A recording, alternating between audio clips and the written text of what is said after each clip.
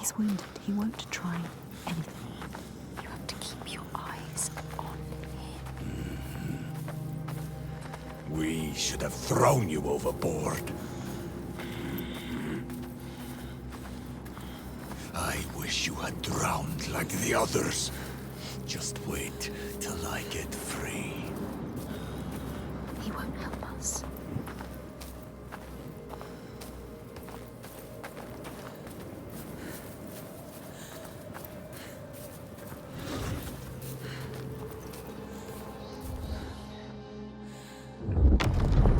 The Skald's verse speaks of a man called Grettir the Strong. A strange and bloody life he led. And it happened in this land you have come to. Listen to his story, Senua, for it may in some small way illuminate your own.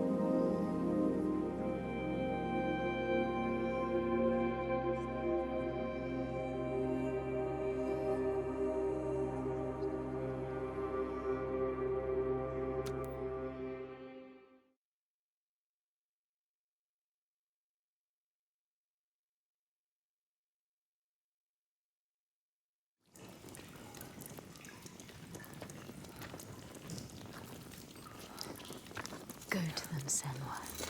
They will tell us how to kill a giant. You know what that means, do you, Senua? No more sacrificing.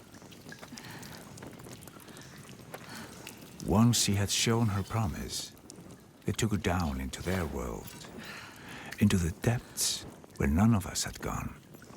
I was afraid for her, my last hope. But if she could not survive their trials, she couldn't help us. I sound callous. I didn't want to hurt her, but we were in such need. I saw no other way. It was worth a chance.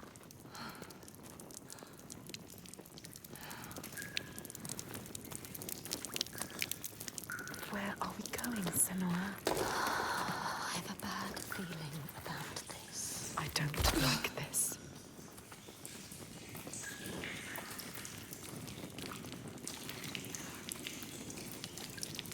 What is this place?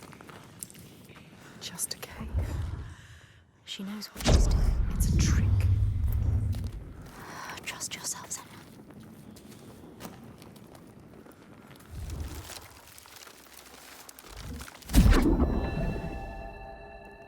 a land to the east.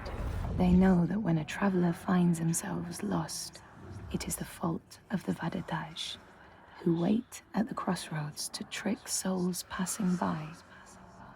The only remedy is to let your horse lead you home, because beasts have no souls. But if you have no horse, your soul is lost forever.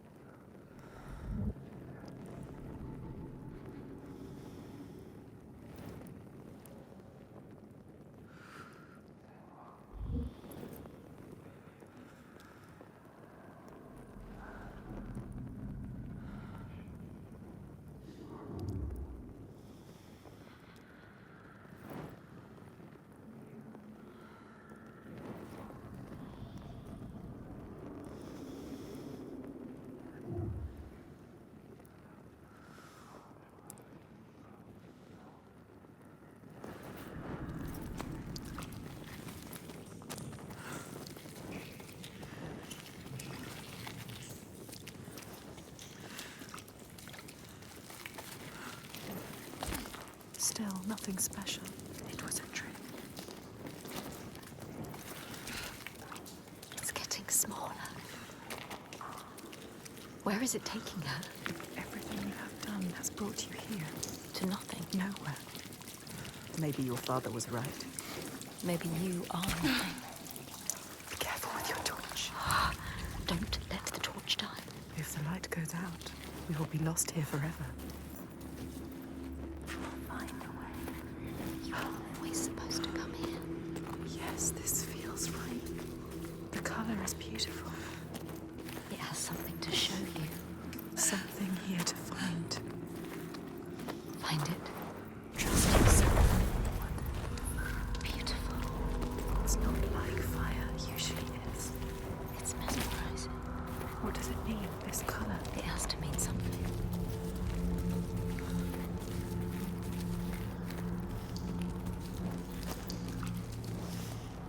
More darkness. Never easy, is it? Always darkness. More rock, more darkness. Is she lost? Look, what's there? A light. Shining. Oh, yes. Lighting your way. She was lost, but now They are here. the hidden folk are still here. Light there. There. Follow it. Beautiful. Entrancing. What does it mean? Must mean something. Something to be done here. There's What's to be done? To do. Find out.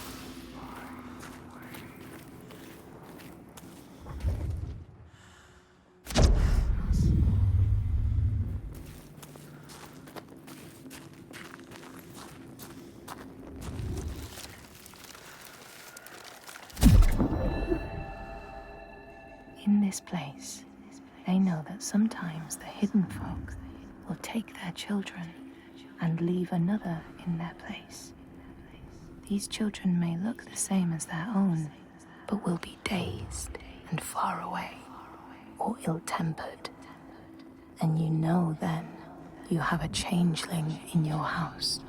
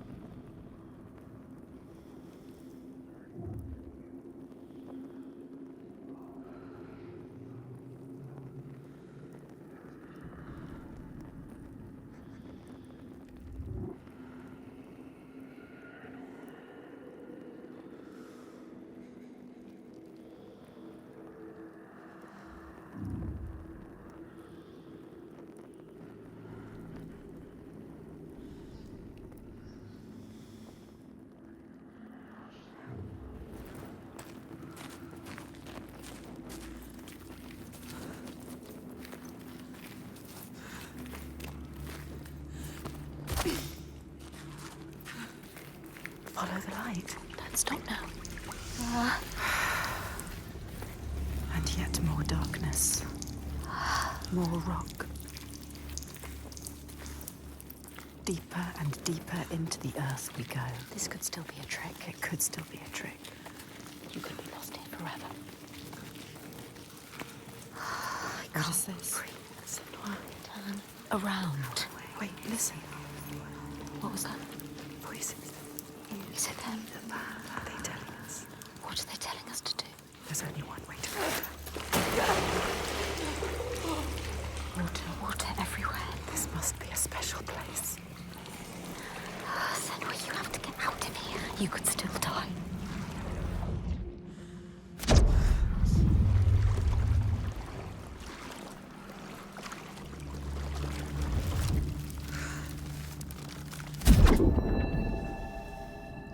In this land, when people cannot raise their children, they will leave them in a sacred place for the hidden folk to take and care for. Sometimes, these children come back, but it is said that they are changed, with a wildness in their eyes, and their parents do not want them.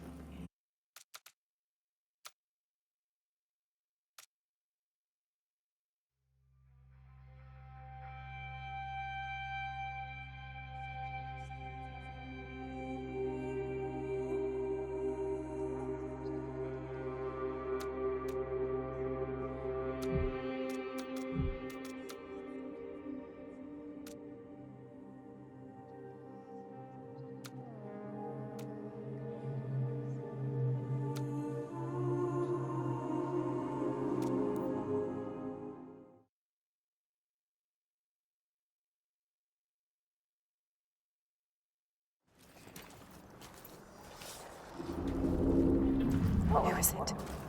Is someone there? Who are they? Who's there? What are they saying? Don't get too close.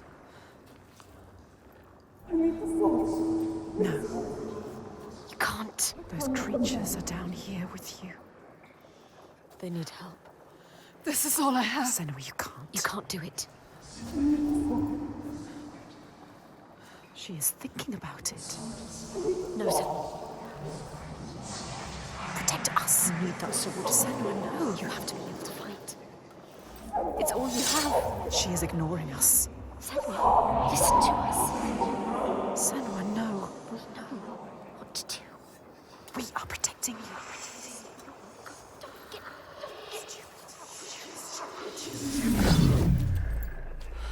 What are you going to do now? Sacrifices must have meaning, and she was a warrior. It was her pride, her strength, all she had to offer up. She fought so hard to find it, find her sword. It was everything. Giving it up made her nothing again.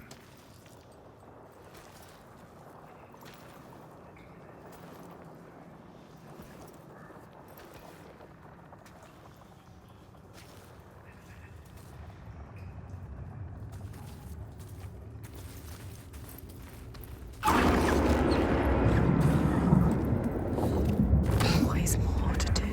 So many shadows. Always another task. Too much darkness now.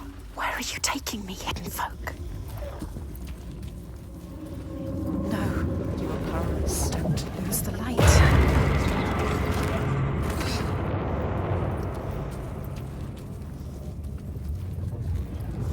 Grass. I can't see anything. What does it mean? I don't think this is the right way.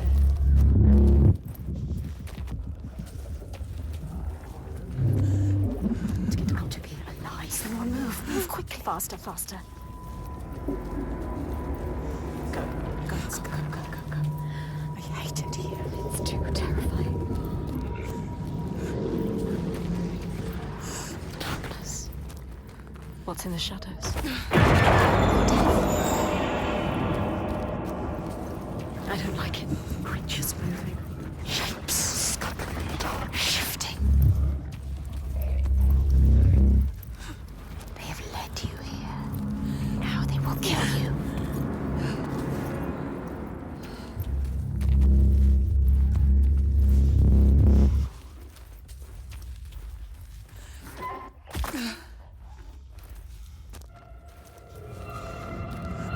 There's something up there. Above her. I can feel them watching you.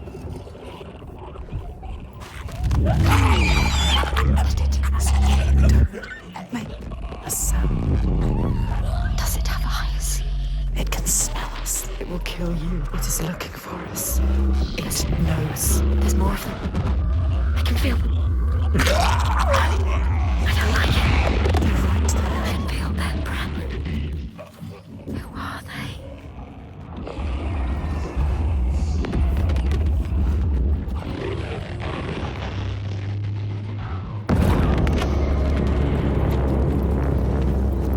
I have to follow them. Nothing soon. Never get out. Never. You will die down here. All alone.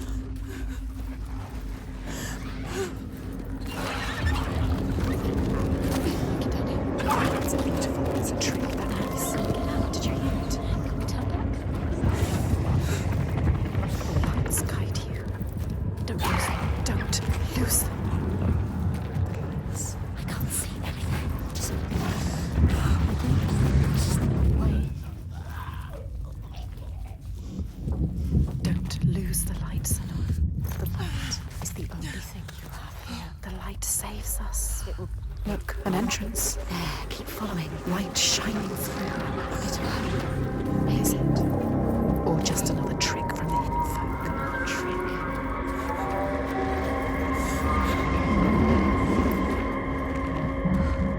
Be careful. One wrong foot. You could fall. Down there, more creatures. Watching your every move. If you fall, they will devour you. Look at them. Shadows moving. Eat you alive. You will just be bones. Can she make it across? I don't like it. Don't fall. Be careful. We can do this. We can do this. She can do this. Remember to breathe. Go to the light. Go. Go, go, go, go, go, go. I hate it here. It's too terrifying. These creatures, they are sent to test her. Nothing lives down here. They're made of darkness. And the ones she's fought before, they're her monsters, just her own. But she has shown her wisdom and her strength. And now the hidden ones call her onwards. She is close now.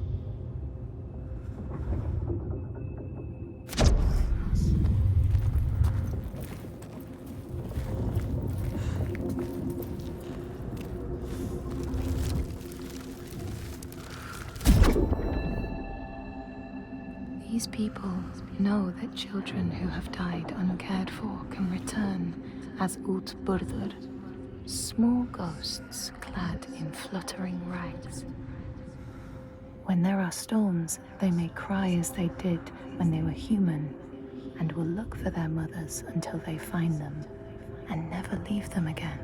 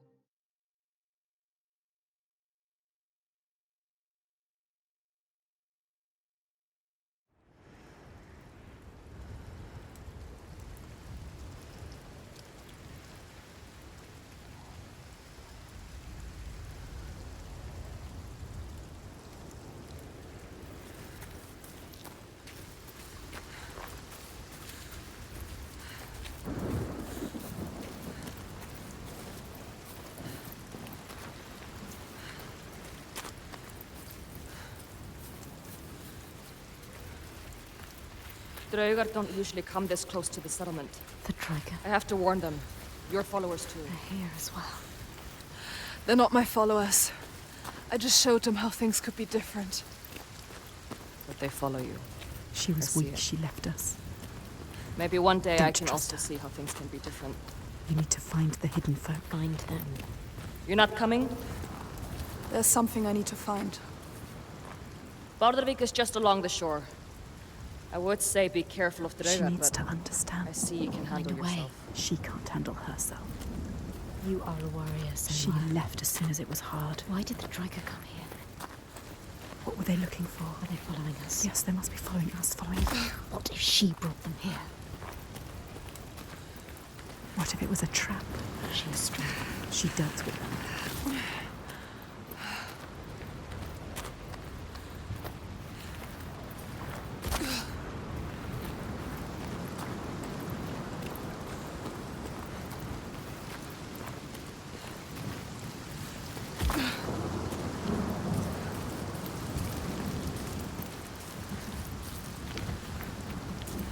The world is shit. Yes,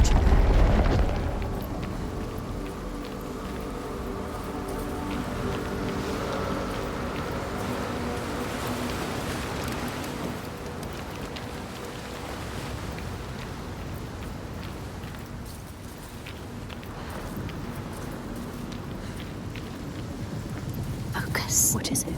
Focus, Senua. We are the only ones that know the truth. Earn our favor again, and we will show. This is the price. If you want them to help you again. You have to find your way to them. Yes.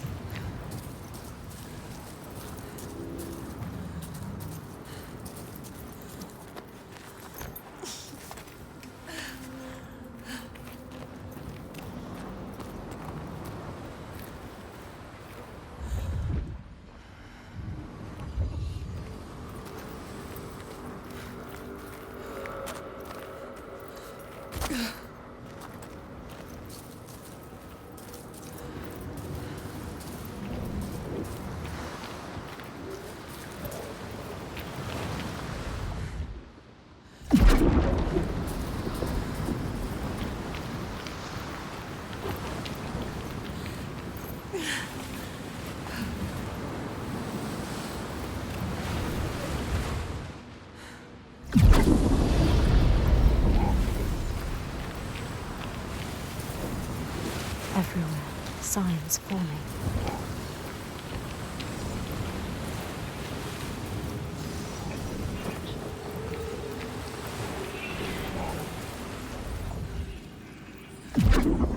Yes, she found it. You found it. That's true. You need us to find it. But you must find us first.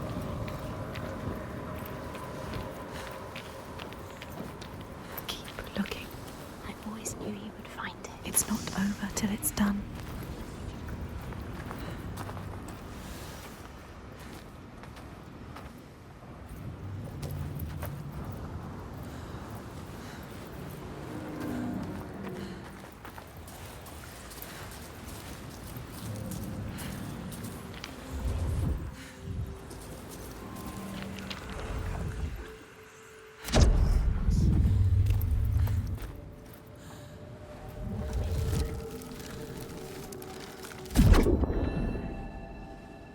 These people know that the sea god, Ran, sets out nets to trap sailors and drag them to her world.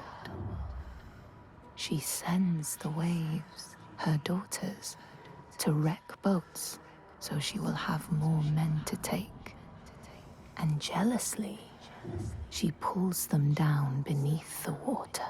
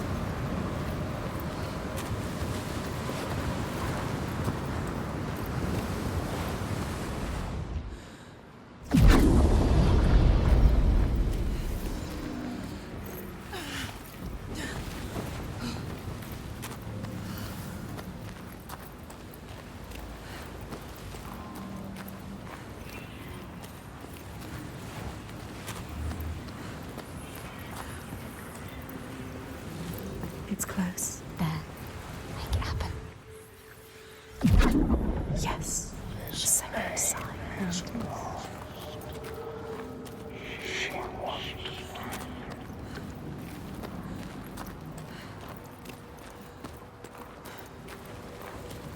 She needs to know his name. You have to find out. She needs to understand. If you want to kill him, you need to know. They can help her understand. Get up.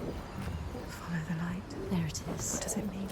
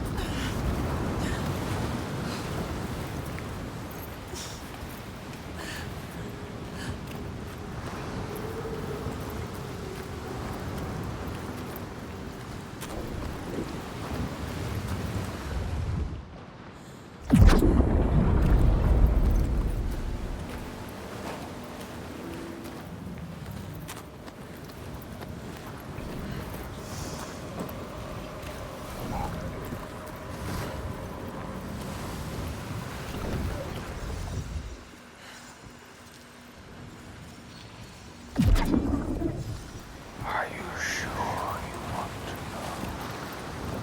You make around with him. The door will open now.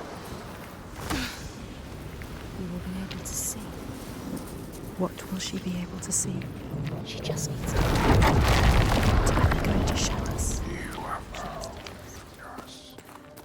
They are letting her in. She has found it. What is this place? Where are you? What does it mean? Where are we? She had sad eyes which saw what I could not see. I only suspected then that there was something in her that could see around, outside the world we lived in, that could see how to change it. No, I like it. Down there, see the water. Where? What does it mean? She has to go down again. And what will be there waiting for her? Be alert, Senua. Be careful. Always be careful. Will he be there?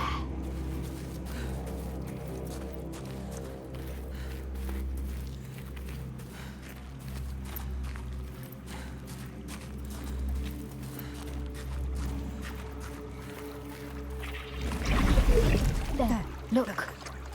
They're here. Focus.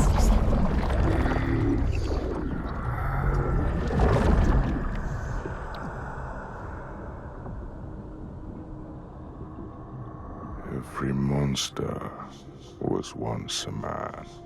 We will show you. Look.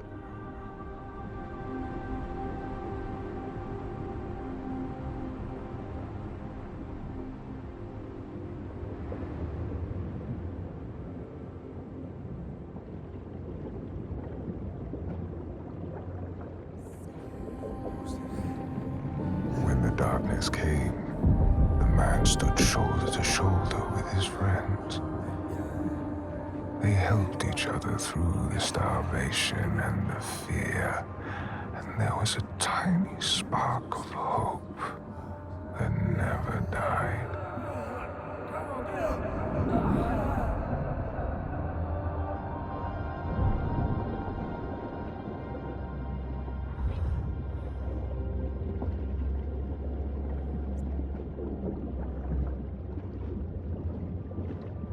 But then the giants came, and the Droigar.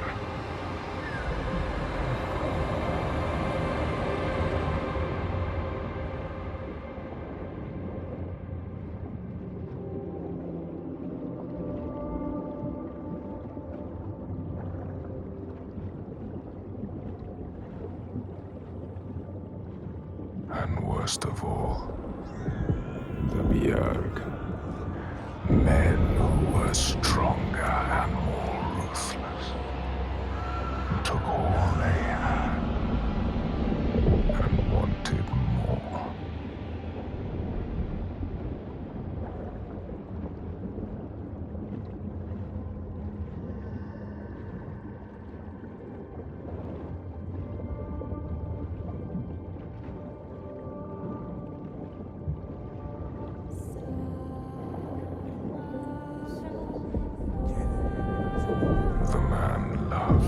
Friends, but he feared the men more. So when the men came to him and offered a bloody bargain, he agreed. He would, by trickery, make over his leader to them, and in return, they would not trouble him.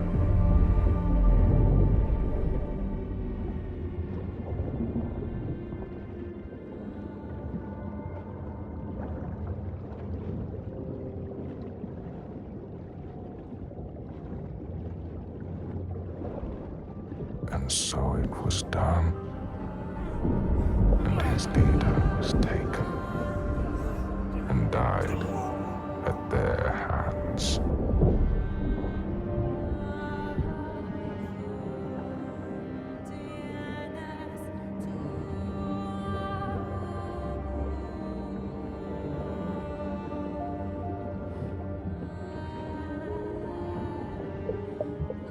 The man was ashamed.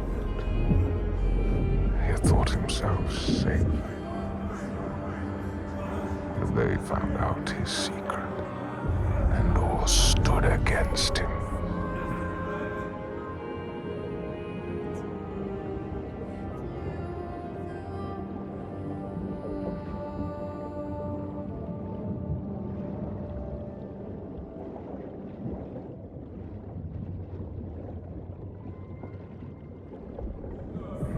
They cast him out,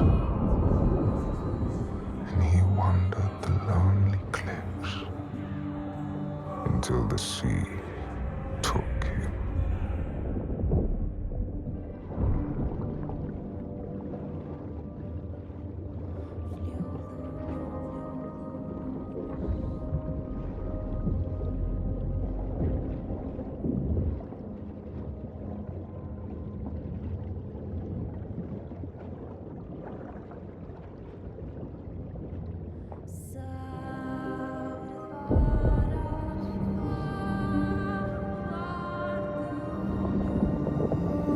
The sea took him and turned his blood to brine and spat him back on shore, a giant. Now he wanders that same shore and hunts the ones he once called kin. So now she knows. Now you know. He's not a stranger. You have to tell her. He haunts them. You have to find her. Tell her. Maybe she knows the name.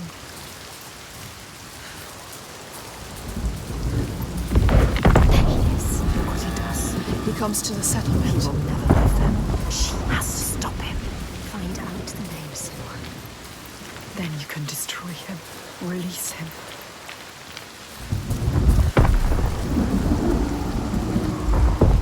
Look at him. She sees what he does. The constant storm. The constant fear. No sunshine. Nothing. No light. But the torches are still there.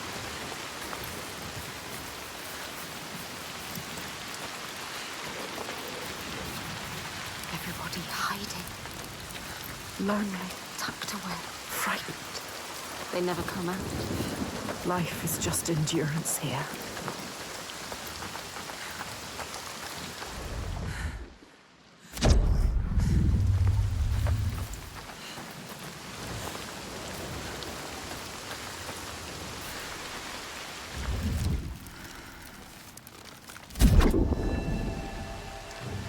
People here speak of warriors who can transform themselves into bears when they are enraged. Their skin becomes hide so thick, no sword or spear can break it. When King Hrolfr fought Skald, many people saw a great bear fighting beside him, who killed more men with its paw than any 5 soldiers.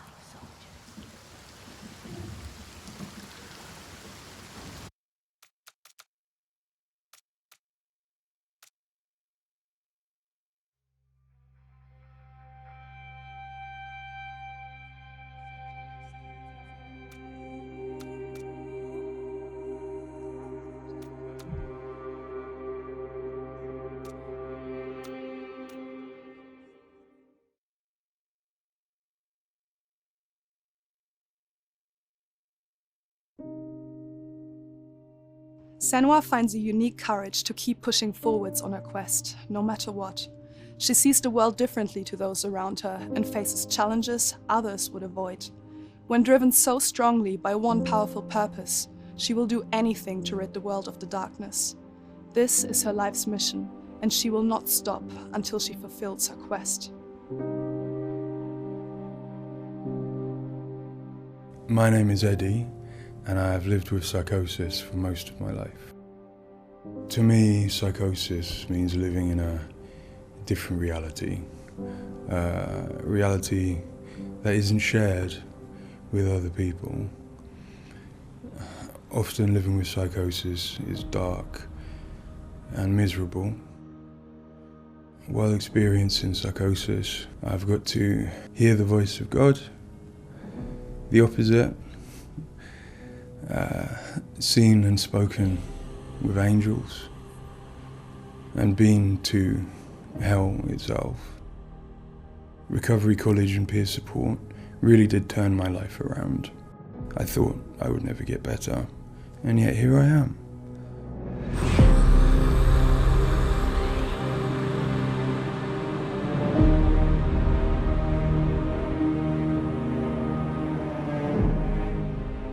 The things that Senua experiences in Hellblade are very similar to some of my own experiences. She lives in a reality that other people might find hard to understand. She sees significance in symbols, in meeting people, in all sorts of things that are going on around her.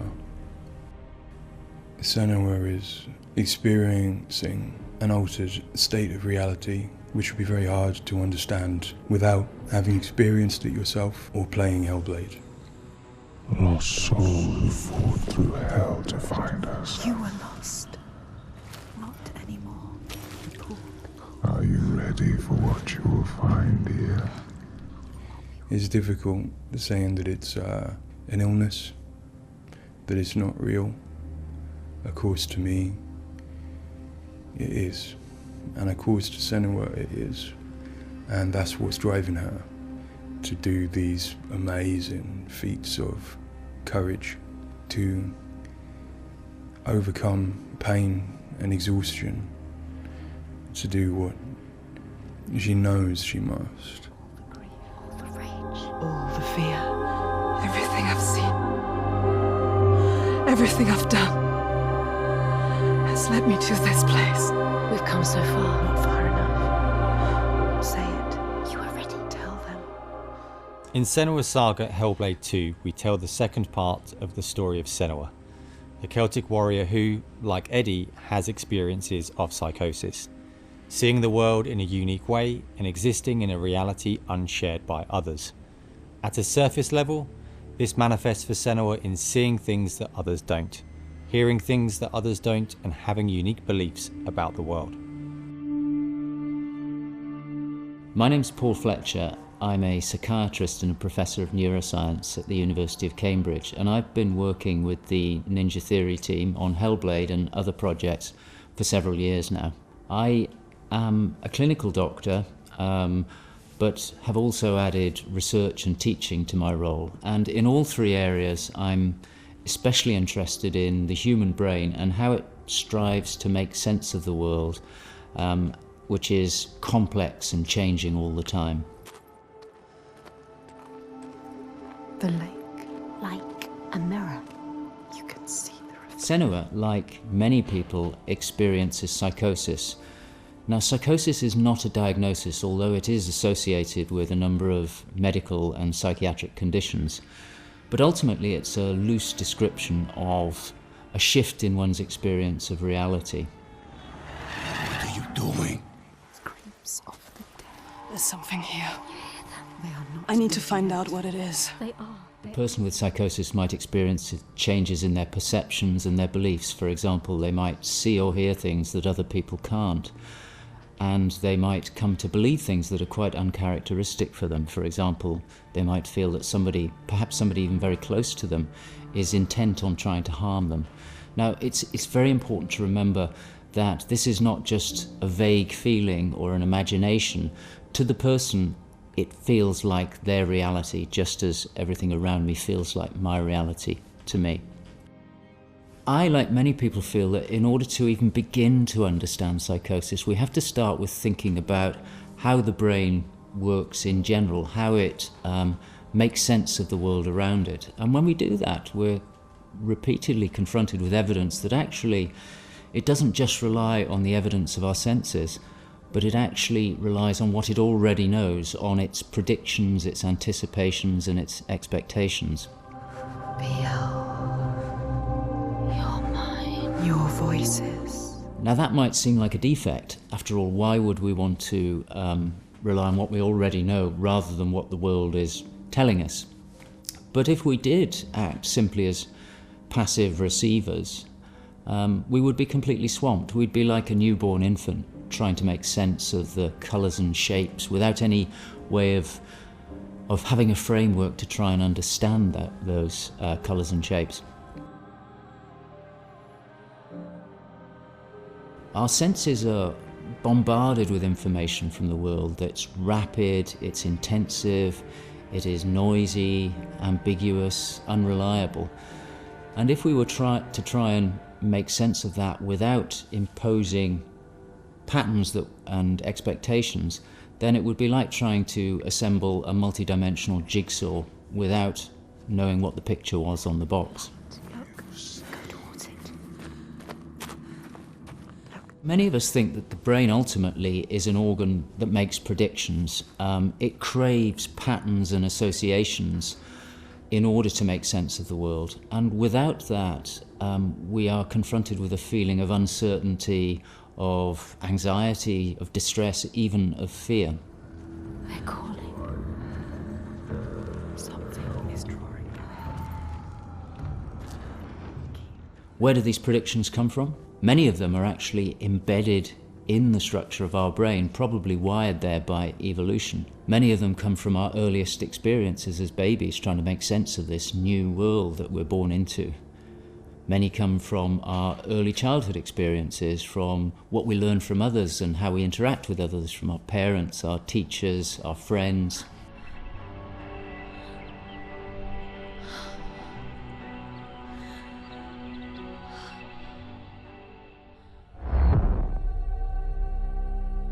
We all have a feeling that we're directly in contact with an objective reality, but it's probably the case that what we experience as our constructed model of the world is a blend of the evidence of our senses, but also what we are predicting or expecting from the world.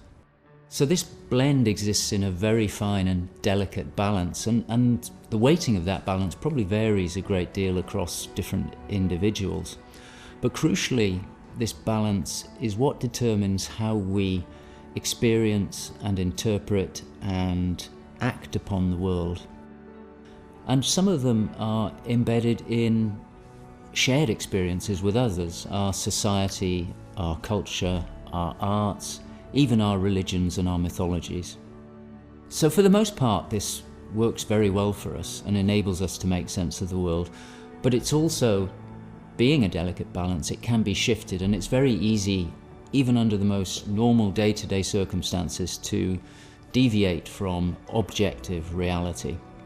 A good example of this is the hollow mask illusion. All of us are familiar with a mask. We know that it depicts a face and that the inside is hollow.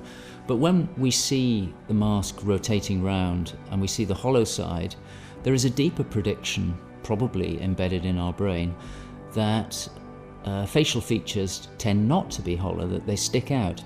And this deeper prediction can override our knowledge that the mask is hollow and make us actually perceive the face as sticking out at us. Despite what we know, the deeper predictions will override this. So for me and many in my field, perceptual illusions like this, which are very common, are really interesting because they tell us something fundamentally about how the brain is making sense of reality using its predictions. But more than that, for me, it's very interesting because it begins to give us a sense of how psychosis might begin to emerge. Psychosis is this experience of an altered internal construction of one's reality. And it seems feasible that this is dependent upon this balance I've talked about between predictions and evidence. And it is probably the case that some people tend to weight their predictions more heavily. This, in many circumstances, is advantageous because it means that they can discern patterns and associations that perhaps other people can't. But if that balance was shifted further by different circumstances, then it may well be that they begin to construct a reality that doesn't accord with the world around them. What might cause that shift? Well, a number of things. It could be caused by stress, sleep deprivation. It could be caused by illness, neurochemical disturbances. It's also the case that our experience will change how we predict things. So a very profound experience, for example, of trauma, could powerfully change the way in which we make predictions about the world and shift us from this delicate balance into a state of psychosis. In the case of Senua, we know that from an early age she was able to discern patterns and associations that perhaps other people couldn't. And on top of that, her childhood and adolescence had a number of traumas in it. Her father was abusive and he accused her of being the cause of evil and darkness. Her mother, who had the same capabilities as she did, was actually sacrificed for the same reason. And in addition, her village was attacked by Vikings and her lover was brutally killed. And it's possible that all of these traumas would act on her natural tendencies to topple her into this psychotic experience that is depicted in Hellblade. With every defeat, the dark rot will grow and soon it will take her soul.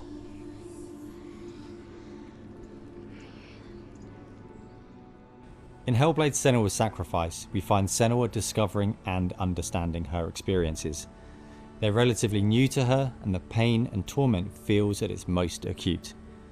Having travelled to a new place, with a mind full of her trauma and Druth's stories of the Vikings, she embarks on a journey of coming to terms with what has happened in her life.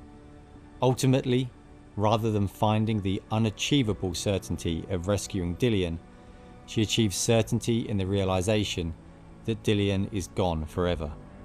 She learns to accept his death, and in turn, her experiences of psychosis.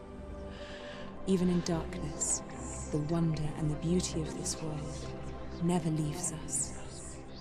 It is always there, waiting to... In Senua's Saga, we find Senua at a different place on her physical and mental journey. Empowered with the sense that she has overcome her own darkness, she's now compelled to follow a new quest, to save her people from that same darkness. You smell their fear.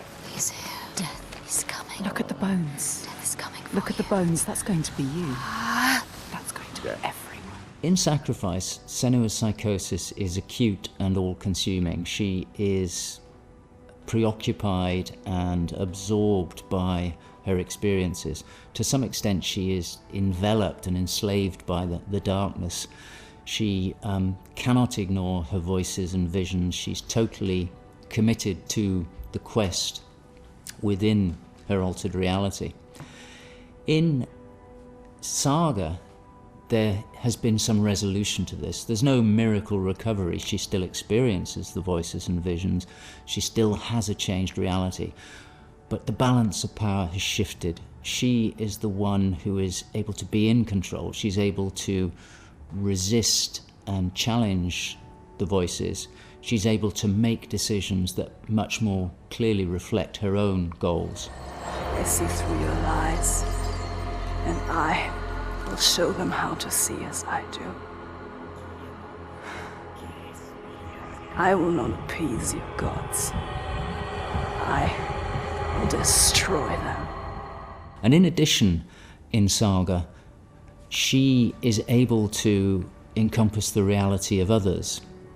She sees them for the constructions that they are, and she is able to interact with them. And I think that's a very powerful change and a very important area to explore. They have lost everything. In Saga, we've had the opportunity to explore the next phase of Senua's mental health journey. One where she's come to a place of understanding, but where she and us as creators have new challenges to overcome. Where Senua's belief system will clash with that of others. Her experiences will play out in the presence of people who don't share her perspective. And where she feels a new sense of power in being chosen for the quest, but also a new weakness, bowing underneath the weight of responsibility that sits on her shoulders. Wait.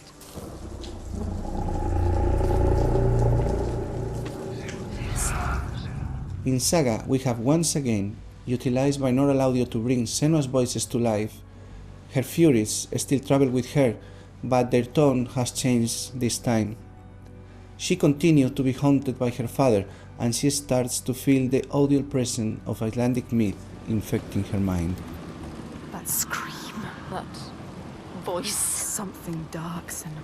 You need to go up there. Don't let them see you coming. You need to find out. Don't let the monsters find you. You can do this, Senua. To hear the world as Senua does, we spend time with people with lived experiences of psychosis, and also with Paul Fletcher. This made a strong basis of what it is to hear voices, what they say, how they sound, how they change or react to external stimulus, and this paired with all we learned from the first game, Hellblade Senua Sacrifice, led us to create Senua's own sonic version of reality. To me, it's a privilege to sit in a room to play our game, and as we progress, hear their comments, thoughts and suggestions. Each one provides a different perspective, and I find especially inspiring and humbling to hear from Eddie his own experiences. Especially, I find he has a way of putting very complex emotions, situations, in a very simple yet poetic way, and it's really inspiring for me when I'm thinking in Senua's journey. We use binaural audio to bring 3D space in the headphones. This allows to experience the voice hearing and other sounds with a physical sense. Also extremely important is the performance of the voices, and for that we have been collaborating with Helen and Abby, our Furies. They are the most prominent voices of Senua. The way we perform is important as well, allowing for freedom, movement, creative input from Helen and Abby, and also important to have with them conversation and spend time talking about the journey of our character.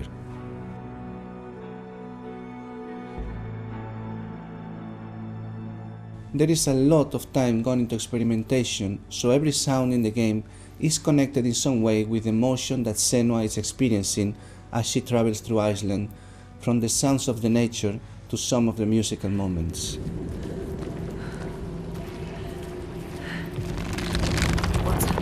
A sign. Beyond of its uniqueness or not, I find that for me, something extremely important is to create a connection beyond the game.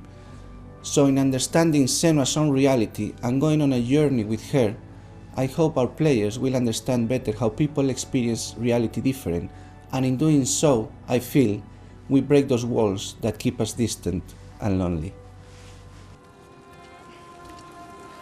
My brothers used to come here to practice fighting. Sneak out. Follow them. For Saga, in order to bring Senua's experiences of hallucinations to life, it was very important for us to listen to people's real lived experiences. It was then a case of thinking about how Senua's world and reality might look when faced with these types of examples. This would have been impossible without Paul Fletcher and amazing people like Eddie and Kathy, who've been so open and honest about what they have been and do go through on a day-to-day basis. I think it takes real strength to be able to talk about such personal things to a new group of people. On the visual side, we have lent into things like repeating fractal geometry shapes, cymatic patterns, with lighting and post-processing changes to all help reflect the current feelings of Senua. And hopefully, when combined with the audio and gameplay, the player will get a sense of what we are aiming to achieve. Just like before. No, this cannot happen again. You couldn't do anything. We have to stop it happening. Face it. You need to face it. Focus. You need to look at it. In Sacrifice, we saw a story of Senua's suffering at the hands of her experiences. In Saga, we're telling a more nuanced story of the next step on her journey. One where she has found a greater balance, but where her experiences are just as strong. Where rather than being a victim to her experiences of psychosis, she is driven by them on a path that only she sees. Bringing sin with you. The gods cannot be killed. One thing that I find very exciting in Saga is that there's an attempt to explore something that is really neglected in my field, which is the experience of a dual reality that some people have. People who have had Senua's types of experience have spoken to me about this feeling that they have their own reality, but they also recognize the reality that others experience, and it can be very confusing, it can be disorientating. And it's exciting to me that the game contains an explicit attempt to portray this experience of dual realities, and I think it'll be very interesting to see how people respond to that. It's amazing what has been done and what's been portrayed. I think it's really difficult to turn words into what other people might be seeing, but I think I'm always blown away by what Ninja Theory come up with for their games, and I'm really stunned at the quality of the things that she sees and the sounds of the voices that she has. I think they're pretty realistic. She's getting closer. Yes, she can feel it. I hope that the game will help people who maybe don't understand psychosis or don't know very much about it to start with. I think by experiencing some of what they will do in the game, I think it brings to life a little bit of what it's like to have psychosis, and I think hopefully people will learn from it. Now I'm working as a peer support worker, and what that means is that I, in my case, in the job that I have in my role, it means that I go to see my people, to see my peers. We talk about how things have been. The way that Hellblade has captured the experience of psychosis is nothing like I've ever seen before in terms of its realism, in terms of its fairness to people like me.